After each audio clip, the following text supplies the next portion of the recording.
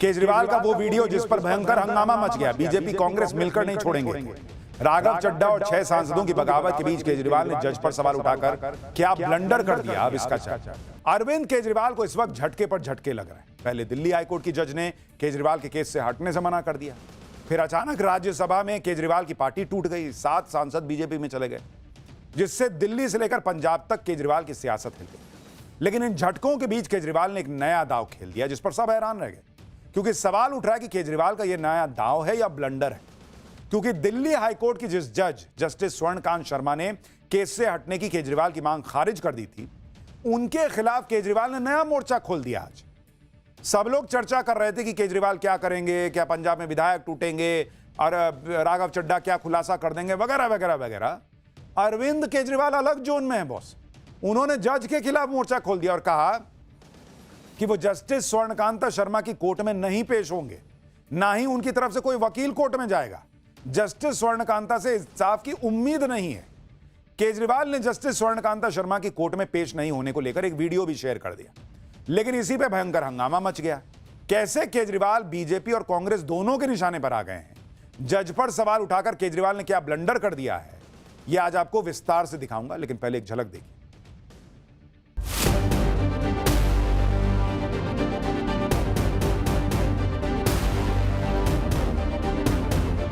कि मैं इस केस में जस्टिस स्वर्णकांता जी के कोर्ट में ना तो स्वयं पेश होऊंगा।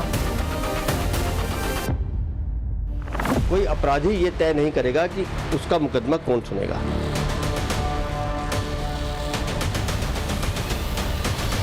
वैगनार में आए और सीधे शीश महल के पार्किंग लॉट में चले गए। आज इनके मुंह से मुखौटा उतर गया है। अरविंद केजरीवाल ने आज दिल्ली हाईकोर्ट की जस्टिस स्वर्णकांता शर्मा को एक चिट्ठी लिख दी। केजरीवाल ने जस्टिस स्वर्णकांता शर्मा से इस केस से हटने की अपील की थी, जिसे जस्टिस स्वर्णकांता शर्मा ने बाकायदा एक एक पॉइंट बताते हुए खारिज कर दिया। उसके बाद अब केजरीवाल ने जस्टिस स्वर्णकांता शर्मा के नाम चिट्ठी लिखी और वीडियो भी जारी किया, और इसमें केजरीवाल ने कहा कि अपनी अंतरात्मा की आवाज सुनते हुए महात्मा गांधी के सत्याग्रह का रास्ता अपनाने का उन्होंने फैसला किया है।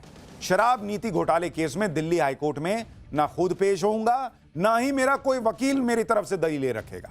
केजरीवाल ने कहा कि हाईकोर्ट की जस्टिस स्वर्णकांता शर्मा से न्याय मिलने की उम्मीद ही नहीं है, यानी सुनवाई अभी शुरू भी नहीं हुई, उससे पहले ही केजरीवाल ने अपना सत्याग्रह शुरू कर दिया। हालांकि केजरीवाल ने यह भी कहा कि जस्टिस स्वर्णकांता शर्मा जो भी फैसला सुनाएंगी उसके खिलाफ सुप्रीम कोर्ट जाने का अधिकार उनके पास है। एक बार उनको सुनिए, फिर आपको फैक्ट्स बताता हूं। बापू के दिखाए रास्ते पर चलते हुए सत्याग्रह की भावना से अब मैंने फैसला किया है कि मैं इस केस में जस्टिस स्वर्णकांता जी के कोर्ट में ना तो स्वयं पेश होऊंगा और ना ही मेरी तरफ से कोई वकील पैरवी करेगा। जस्टिस स्वर्णकांता जी जो भी फैसला सुनाएंगे उस पर समय आने पर मेरे जो भी कानूनी अधिकार हैं, जैसे सुप्रीम कोर्ट में चुनौती देना आदि, वो सभी कदम लेने के लिए मैं स्वतंत्र हूं। अरविंद केजरीवाल कह रहे हैं कि वो बापू के रास्ते पे चलते हुए सत्याग्रह का रास्ता अपनाएंगे और इस केस में पेश ही नहीं होंगे। लोग कह रहे हैं कि बापू के रास्ते पे तो चल रहे हैं, पीछे फोटो अंबेडकर जी और भगत सिंह की लगाई, बापू की एक फोटो भी नहीं लगाई। आज जरूरत पड़ी नैरेटिव बनाने के लिए तो वो बापू का नाम ले आए, सोशल मीडिया पे लोग लिख रहे हैं।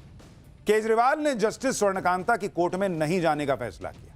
केजरीवाल ने अपने इस फैसले के पीछे क्या कारण गिनाए हैं वो आगे बताऊंगा, लेकिन पहले बताता हूं कि बीजेपी ने कैसे केजरीवाल के खिलाफ मोर्चा खोल दिया। सुनिए बीजेपी के नेता केजरीवाल के इस चिट्ठी को कैसे नौटंकी बता रहे हैं। कोई अपराधी ये तय नहीं करेगा कि उसका मुकदमा कौन सुनेगा। और अरविंद केजरीवाल, आप शराब घोटाले में अपराधी हैं, आपको सजा मिलनी है, और उस सजा के डर से आप जिस तरह की राजनीतिक नौटंकी कर रहे हैं, इस लोकतंत्र में ऐसा नहीं चलता। भ्रष्टाचार के आरोप है, और कब से जिसके ऊपर आरोप है वो तय करेगा कौन से जज इस बात को सुनेंगे या नहीं सुनेंगे, ये तो कोर्ट तय करेगी। वो न्यायालय पर दबाव बनाना चाहते हैं और वो दबाव की राजनीति करके ही यहाँ तक पहुंचे। सब पे, संसद पे दबाव बनाया था, उन्होंने नेताओं पे दबाव बनाया, अब वो न्यायालय को भी नहीं छोड़ रहे। यानी बीजेपी ने केजरीवाल के इस दाव को नाटक बता दिया। उधर केजरीवाल कह रहे हैं कि उनके पास यह फैसला लेने के सॉलिड रीजन है। केजरीवाल कह रहे हैं कि जस्टिस स्वर्णकांता शर्मा संघ की विचारधारा वाले कार्यक्रम में जाती हैं और उनके बच्चे केंद्र सरकार के वकीलों के पैनल में, जिनको एसजी तुषार मेहता केस देते हैं। यह कॉन्फ्लिक्ट ऑफ इंटरेस्ट का मामला है। ऐसे में उन्हें जस्टिस स्वर्णकांता से न्याय की उम्मीद नहीं है। एक बार उनको सुनिए। पहला कारण ये कि आरएसएस की जिस विचारधारा वाली सरकार ने झूठे आरोप लगा के मुझे जेल डाला, जज साहिबा ने स्वयं माना है कि उस विचारधारा से जुड़े संगठन अखिल भारतीय अधिवक्ता परिषद के मंचों पे वे कई बार जाती रही हैं। दूसरा कारण कन्फ्लिक्ट ऑफ इंटरेस्ट। कोर्ट में मेरे विपक्ष में केंद्र सरकार की सीबीआई है और जस्टिस स्वर्णकांता जी के दोनों बच्चे केंद्र सरकार में काम करते हैं। तुषार मेहता जी दोनों बच्चों को केस देते हैं। तो क्या जज साहिबा उस वकील के खिलाफ फैसला कर पाएंगी? अरविंद केजरीवाल के मुताबिक जस्टिस स्वर्णकांता शर्मा आरएसएस से जुड़े अखिल भारतीय अधिवक्ता परिषद के कार्यक्रमों में जाती हैं, इसलिए जस्टिस स्वर्णकांता शर्मा से उनको इंसाफ नहीं मिलेगा। दूसरी तरफ केजरीवाल को जस्टिस स्वर्णकांता शर्मा के बच्चों के केंद्र सरकार के पैनल में होने से भी आपत्ति है।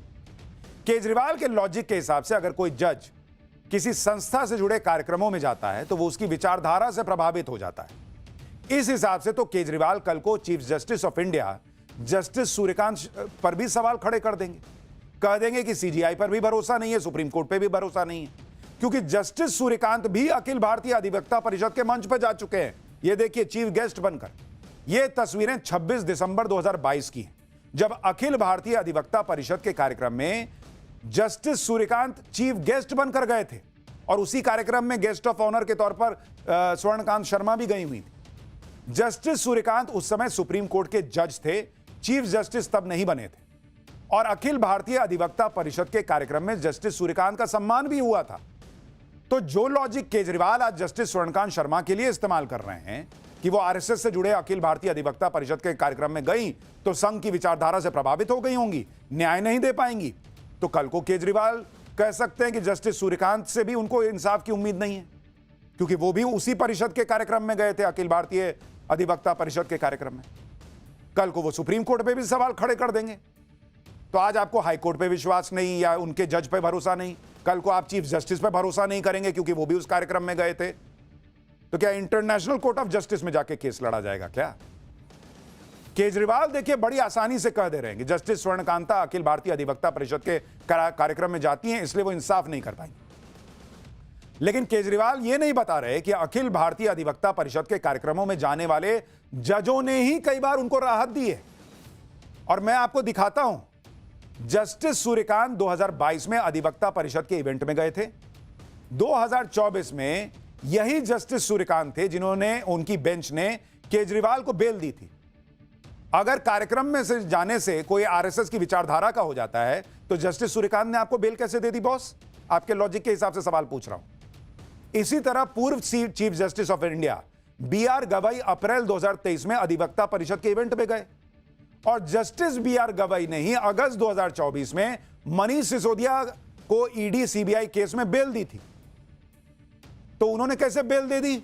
जो कार्यक्रम में जाता है आपके हिसाब से वो संघीय हो जाता है, तो वो बेल दे रहे हैं तो ठीक है, और जब बेल नहीं मिलेगी तो वो जज आपको खराब लगेगा। इससे तो साफ पता चल रहा है कि कार्यक्रम में जाना और विचारधारा का कोई लेन देन नहीं है, कोई मेल नहीं है। इसी तरह जस्टिस प्रसन्ना बी वराले मई 2024 में अधिवक्ता परिषद के कार्यक्रम में गए थे। जस्टिस प्रसन्ना बी वराले ने ही अप्रैल 2024 में संजय सिंह को जमानत दी थी। इसी तरह से कई और जज और बड़े वकील भी अखिल भारतीय अधिवक्ता परिषद के कार्यक्रमों में जा चुके हैं, लेकिन पहले तो किसी ने कोई सवाल नहीं उठाया। जब आपको बेल मिली तब भी आपने सवाल नहीं उठाया। देश के पूर्व चीफ जस्टिस बीआर गवाई भी एबीएपी के मंच पर जा चुके हैं। ये तस्वीरें आप जस्टिस प्रसन्ना बी वरले की देख रहे हैं, जो अखिल भारतीय अधिवक्ता परिषद के कार्यक्रम में गए थे। इसी तरह से पूर्व जस्टिस चेल्लमेश्वर भी अखिल भारतीय अधिवक्ता परिषद के मंच को शेयर कर चुके हैं। जस्टिस चेल्लमेश्वर को तो मोदी सरकार का मुखर विरोधी माना जाता है। 2018 में सुप्रीम कोर्ट के जजों ने जो प्रेस कॉन्फ्रेंस करके गंभीर आरोप लगाए थे, उसमें जस्टिस चेल्लमेश्वर भी शामिल थे। और वो भी उस संस्था के कार्यक्रम में जा चुके हैं जिसको अरविंद केजरीवाल कह रहे हैं कि आरएसएस से जुड़ा हुआ है, तो सबका ब्रेन वॉश करके शायद उसी विचारधारा से जोड़ देता होगा। तो ये लोग कैसे गए? आप सिर्फ स्वर्णकांता शर्मा का एक केस उठाकर दिखा दिए, ये पब्लिक को माहौल बना दिए, अरे अरे ये संघ के जुड़े हुए अधिवक्ता परिषद के कार्यक्रम में गई, इनकी तो विचारधारा वही होगी। और जो बाकी लोग गए, और आप ये भी देखिए कि आज केजरीवाल को जस्टिस स्वर्णकांता शर्मा से दिक्कत है, लेकिन जस्टिस स्वर्णकांता शर्मा की कोर्ट से ही आम आदमी पार्टी के नेताओं को राहत भी मिली है। आप देखिए कि साल 2023 के एक मानहानि मामले में ये जस्टिस स्वर्णकांता शर्मा की कोर्ट ही थी जिन्होंने आप नेता राघव चड्ढा और सत्येंद्र जैन को राहत दी थी। इसी तरह से 2019 के मानहानि मामले में इसी कोर्ट ने केजरीवाल और सिसोदिया को राहत दी थी। जस्टिस स्वर्णकांता शर्मा ने बिना विरोधी पक्ष को सुने आम आदमी पार्टी के नेताओं को तब राहत दी थी। तब आपको नहीं दिख रहा था कि ये जो है वो न्याय कर सकती हैं कि नहीं कर सकती हैं। जज अपने हिसाब से, अपने विवेक से केस को सुनने के बाद फैसले सुनाते हैं। ये नहीं कि एक कार्यक्रम में गए तो उसकी विचारधारा के हो गए, दूसरे कार्यक्रम में गए तो दूसरी विचारधारा के हो गए। ऐसे तो किसी जज पे आदमी भरोसा ही नहीं कर पाएगा फिर तो, और जज कहीं किसी कार्यक्रम में ही नहीं जाएंगे फिर तो। और अभी तो जस्टिस स्वर्णकांता शर्मा ने फैसला सुनाया भी नहीं है, पहले ही माहौल बना दे रहे हैं। जस्टिस स्वर्णकांता शर्मा को केस से हटाने की मांग हाईकोर्ट से खारिज हुई तो केजरीवाल सुप्रीम कोर्ट चले जाते। आगे कह रहे हैं कि जाएंगे, तो फिर अभी ये लेटर क्यों लिख रहे हैं, वीडियो क्यों बना रहे हैं? सुनिए केजरीवाल। आप पूछ सकते हैं कि यदि मैं जस्टिस स्वर्णकांता जी के रिक्यूजल ऑर्डर से असहमत हूं तो उसके खिलाफ सुप्रीम कोर्ट क्यों नहीं जा रहा? उसकी तैयारी कर रहा हूं। ये पूरा मामला बहुत नाजुक और संवेदनशील है। कानून को ध्यान में रखते हुए, जुडिशरी के सम्मान को ध्यान में रखते हुए और लोगों के न्याय व्यवस्था पर भरोसे को ध्यान में रखते हुए एक एक कदम उठाना है। जस्टिस स्वर्णकांता शर्मा को लेकर आम आदमी पार्टी का एक और लॉजिक है, जिसके मुताबिक जस्टिस स्वर्णकांता ने केजरीवाल और आम आदमी पार्टी के खिलाफ 6 फैसले दिए जो सुप्रीम कोर्ट ने पलट दी। एक बार संजय सिंह जो कह रहे हैं उसको सुनिए, फिर इसकी सच्चाई भी बताता हूं।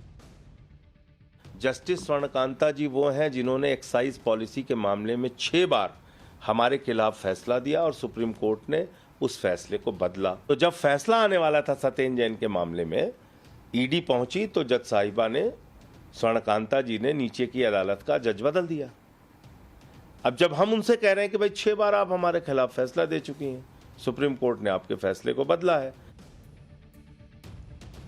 आम आदमी पार्टी जिन 6 फैसलों की बात कर रही है उसके बारे में भी आपको बताता हूं कि वो थे क्या और सुप्रीम कोर्ट ने जस्टिस स्वर्णकांता शर्मा के उन फैसलों पर कहा क्या था।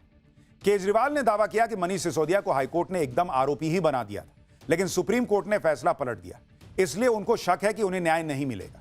सच्चाई यह है कि केजरीवाल और उनके साथियों के केस जस्टिस स्वर्णकांता के पास आने से पहले दूसरी बेंच के पास गए और वहां भी उन्हें मुंह की खानी पड़ी थी। और तो और सुप्रीम कोर्ट ने इस केस की मेरिट पर कुछ भी नहीं कहा था। केजरीवाल को कई बार जमानत नहीं मिली और वो जमानत वाले केस जस्टिस स्वर्णकांता शर्मा के पास गए भी नहीं थे। सीबीआई अरेस्ट केस में केजरीवाल की गिरफ्तारी को सही ठहराने वाली कोर्ट जस्टिस स्वर्णकांता शर्मा की नहीं थी।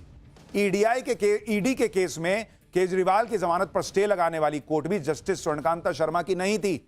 केजरीवाल ने आरोप लगाया था कि संजय सिंह को भी हाईकोर्ट से जमानत नहीं मिली थी, जबकि सच्चाई यह थी कि संजय सिंह को जमानत ईडी के कंसेशन पर दी गई थी। इस बात को सुप्रीम कोर्ट ने खास तौर पर रिकॉर्ड किया था और जमानत पर कोई कमेंट नहीं किया था। कोर्ट ने कहा था कि इस केस की मेरिट पर कोई ऑब्जर्वेशन नहीं कर रहे हैं। इससे पहले सुप्रीम कोर्ट ने ही केस की मेरिट पर मनीष सिसोदिया की याचिका को रद्द कर दिया था। यानी एक तरफा बातें बताई जा रही हैं कि जस्टिस स्वर्णकांता शर्मा के फैसले पलटे गए, जबकि सुप्रीम कोर्ट ने केस के मेरिट पर कुछ भी नहीं कहा था। केजरीवाल आज अपने केस में जज बदलने की मांग कर रहे हैं, जबकि यही केजरीवाल पहले जज बदलने की मांग का विरोध करते थे। सत्येंद्र जैन के केस को लेकर केजरीवाल ने 2022 में एक इंटरव्यू में कहा था कि कोर्ट ने केंद्रीय जांच एजेंसी से कहा कि सत्येंद्र जैन के खिलाफ कोई सबूत तो दे दो, जिसके बाद केंद्रीय जांच एजेंसियों ने कहा कि इस जज को बदल दिया जाए। केंद्र सरकार के वकील ने कहा कि हमें इस जज पर भरोसा नहीं है, यह ज्यादा सवाल पूछता है। केजरीवाल ने तब सवाल उठाए थे कि अगर जज ज्यादा सवाल पूछेगा तो उसको हटा दीजिएगा क्या, और आज खुद जज को हटाने की बात कर रहे हैं।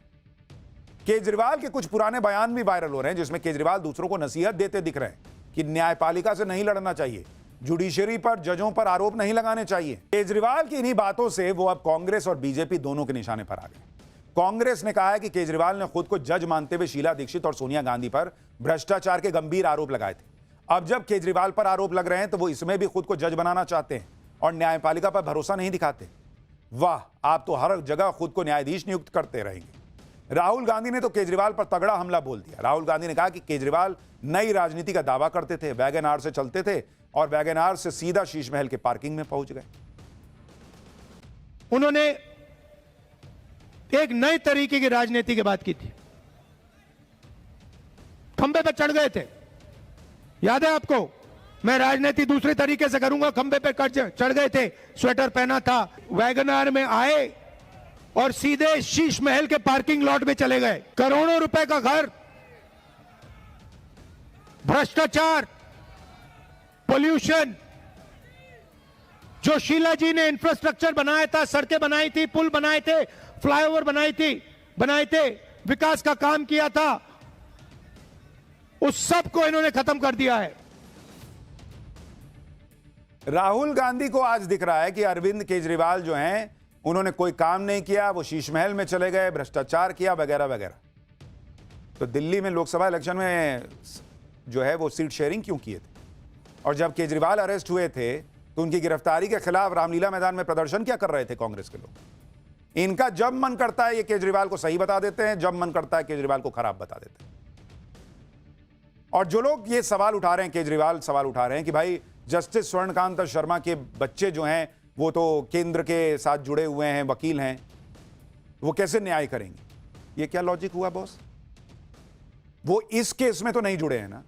इस केस में होते तो चलिए भाई, वकील बच्चे हैं, मां जो है वो जज है, कैसे न्याय कर पाएंगे? तब समझ में आता। वो कहीं कोई काम करेंगे तो वो क्या करें? जस्टिस स्वर्णकांत शर्मा कि मैं इतने साल मेहनत की, मैं जज बनी, अब मेरे बच्चे वकील बन गए तो मुझ पे तो कोई भी कभी भी सवाल उठा देगा, तो अब मैं जज ना रहूं, घर बैठ जाऊं। और जब आपको जो राहत दे रही थी केसेस में, तब उनके बच्चे आपको नहीं दिख रहे थे। और इस हिसाब से तो कल को कोई भी उन पे सवाल उठा देगा, किसी पे भी सवाल उठा देगा। इस लॉजिक से जो अभिषेक मनु सिंघवी हैं वो कांग्रेस के नेता हैं, लेकिन केजरीवाल का केस लड़ते हैं, ममता बनर्जी का केस लड़ते हैं। तो क्या वो कांग्रेस पार्टी में इसलिए केजरीवाल को हरवा देते हैं क्या, या ममता बनर्जी को हरवा देते हैं क्या? भाई जो वकील अपना काम करता है अपनी शिद्दत से करता है, इसमें क्या कॉन्फ्लिक्ट ऑफ इंटरेस्ट है? अगर वो उस केस में उनके बच्चे शामिल नहीं है तो